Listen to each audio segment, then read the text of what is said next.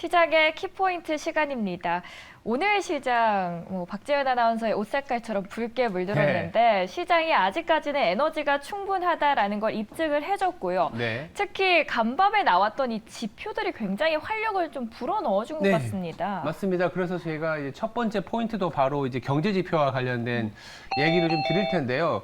예상보다 나았다라는 부분들이 상당히 중요한 것 같아요. 왜냐하면 최근에 아주 단기적으로 또 다시 주가가 출렁이었을 때, 조정 국면이었을 때 이 경기 침체와 관련된 얘기들이 많이 나왔지 않습니까? 근데 간밤에 나왔었던 지표들을 다시 한번 리뷰를 해드리면 소비, 투자, 그리고 주택까지 모두 예상보다 나은 모습을 보여줬어요. 이를테면 이제 투자와 관련된 건 내구재 주문이라 그래서 내구재는 뭐냐면 우리가 보통 뭐 알고 있는 그 뭐랄까 자동차부터 시작해서 뭐 TV 뭐 여러 가지 많은 그 상품들을 만드는 그런 부분들인데 5월에 1.7% 증가했습니다. 예상은 1% 하락할 것으로 봤기 때문에 투자와 관련된 선행지표가 내구재 주문이거든요. 이게 내구재로 주문을 해서 투자를 위해서 이제 여러 가지 투자를 할 텐데 그 내구재 주문이 줄어들고 향후에 투자가 더 악화될 것이다라고 봤는데 오히려 늘어났다라는 거죠.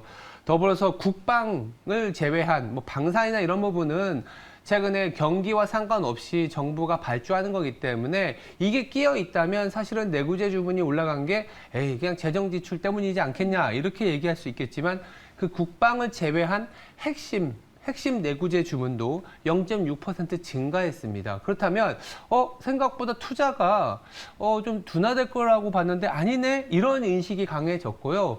더불어서 주택과 관련된 판매도 신규 주택 판매 건수가 68만 채에서 76만 채로 더 늘어났습니다. 68만 채에서 67만 채로 줄어들지 않겠냐. 금리도 높아졌고 소비 여력도 줄어들고 경기 침체에 대한 우려 때문에 일반 사람들이 집을 사겠니? 당연히 그렇게 생각할 수 있잖아요. 근데 더 늘어났어요. 그래서 신규 주택 판매도 늘어났고 마지막으로 가장 중요한 게 이 소비자 신뢰 지수라고 하는 미국이 어떻게 보면 소비가 전체 GDP의 70에서 80% 차지하기 때문에 선순환의 고리가 소비 심리 지수가 좋아진다면 주택 판매, 투자, 또다시 또 소비 심리가 좋아지는 그런 선순환인데 소비자 신뢰 지수도 전월에 102.5에서 109.7로 점프했습니다. 예상치가 한 104였는데 그보다 더 좋게 나왔다라는 거죠. 그리고 컨퍼런스에서 발표하는 내용을 보면 지금 노동시장이 워낙 좋고 향후에도 노동시장에 대한 전망이 좋기 때문에 이 신뢰지수, 즉 신뢰지수가 올라가게 되면 지출이 늘어나거든요. 그래서 정리해서 말씀드리면 예상보다 나은 경제지표가 소비, 투자, 부동산 시장에 나오다 보니까 경기 침체와 관련된 이슈가 하루 만에 또 낮아졌습니다. 금리가 올라감에도 불구하고 나스닥이 강하게 가고 3대 지수가 올라간 이유는 이렇게 경제 지표가 좋아졌기 때문에 아니면 예상보다 나은 모습을 보여줬기 때문에 빠르게 경제 침체에 대한 우려가 사라지고 있다. 이렇게 보시면 될 것 같아요. 경기 침체가 임박했다라는 이야기는 꾸준히 나왔지만 생각보다 지표들이 아니다, 우리 경제 더 탄탄하다라는 이야기를 말을 해주는 것 같습니다. 또 그리고 이번 주에 PCE도 발표가 되는 만큼 지켜보는 게 좋겠네요. 자, 그렇다면 저희 두 번째 키워드도 열어볼게요. 네, 뭐 거의 연장선상이라고 볼 수 있는데 그동안에 좀 리세션에 대한 공포가 좀 과장된 거 아니었나라는 생각들이 나오는 것 같아요. 잠시 말씀드리면 이런 지표들을 통해서 리세션을 좀 뭐랄까요 가늠하거나 진단을 하는데 최근에 나왔었던 지표들 대비해서 시장이 잘 버텼던 이유는 이런 매월에 나오는 데이터보다 현재의 우리가 흔히 얘기하는 이제 재정 상태가 건전하기 때문이다라는 얘기를 드리고 싶은 거예요. 뭐냐면 우리는 보통 돈을 빌려서 투자하고 돈을 빌려서 소비하고 이런 행위들을 많이 하지 않습니까? 뭐 물론 현금이 워낙 많아서 집도 현금으로 사고 뭐 이랬으면 좋겠습니다만 그렇지는 않지 않습니까? 그래서 이제 부채를 활용해서 투자라든지 소비의 활동을 하는데 그 부채를 너무 많이 쓰게 되면 금리가 올라가게 되면 어떻게 될까요? 순식간에 부채 비용이 늘어나서 투자나 소비를 위한 재원이 사라지게 되고 이로 인해서 무너지는 한계 기업이나 한계 가정이 생기면 이 또한 은행권에 충격을 주면서 은행이 무너지고 이 은행이 무너지면 또 괜찮은 한계 기업이 아니라 우량한 기업마저도 대출에 대한 상환 압박을 받게 됩니다. 이게 이제 경제 침체 금융권의 위기라고 할 수 있는 거죠. 그래서 연준이 금리를 올리는 과정에서 5%까지 빠르게 올라왔으면 이런 악순환의 고리가 나오지 않겠냐라는 부분이었는데 미국 같은 경우에는 어제도 잠시 말씀드렸지만 가계부채 상환 비율이 9%밖에 안 되기 때문에 금융위기 당시에는 15%까지 높아졌었어요. 지금보다 2배 이상 부채 비용이 높아졌기 때문에 금리를 올리다 보면 어떻게 될까요? 기하급수적으로 부채 비용이 늘어나서 소비 심리가 추락하게 되고 이 소비 심리가 추락하게 되면 기업들의 매출이 하락하고 매출이 하락하면 고정비가 늘어나게 됩니다. 그럼 고용을 또 안 하게 되죠. 해고를 한다든지. 그러면 또 소비 심리가 악화되는 그런 악순환이었는데 지금은 아까 말씀드린 것처럼 가계부채 상환 비율이 낮은 상황에서 고용이 잘 되고 있기 때문에 긴축으로 인해서 다소 지표는 둔화되어 있는 건 맞지만 이게 경제 침체로 가는 모습은 아니다라는 거죠. 결국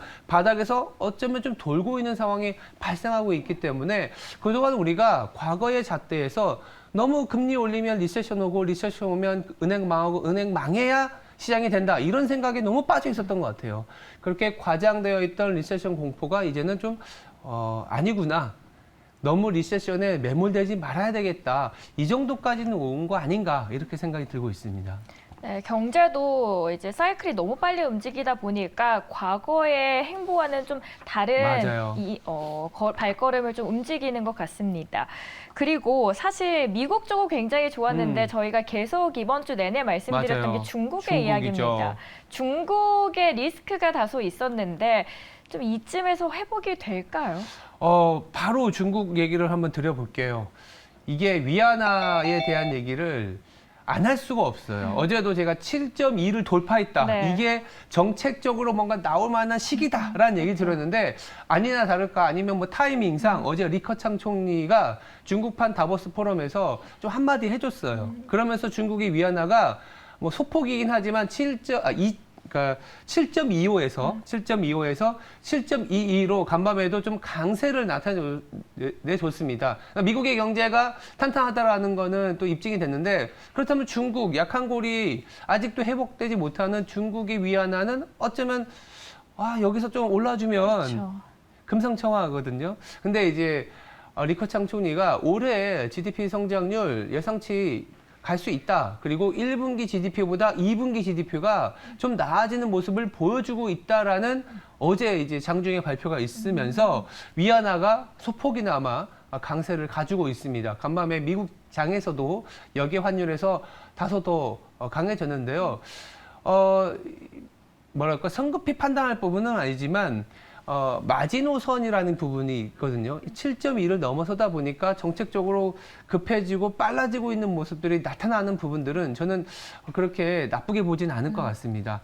미국 입장에서도 좀 어쩌면 자기들이 아니면 회복의 일로에 있는 이 경제가 무너지면 안 되기 때문에 뭐 좋아서가 아니잖아요. 그쵸. 그 블링컨 국무장관이 이제 전격적인 화해를 하려고 간 게 아니잖아요. 디리스킹. 그래서 중국의 회복도 필요한 상황이기 때문에 중국이 위안화가 다소 이렇게 완만하게 올라가는 부분들은 미국이나 다른 나라들도 나쁘게 보지 않은 상황이라서 중국에 대해서 한 번 더 기대를 가져가면서 남은 6월 그리고 7월에는 중국발 모멘텀이 올라올 수도 있겠구나 이런 생각을 가져보시는 것도 나을 것 같습니다. 또 옐런도 미국을 방문하면 중국을, 옐런이 중국을 네. 방문하면 새로운 양상이 펼쳐지지 않을까 싶네요.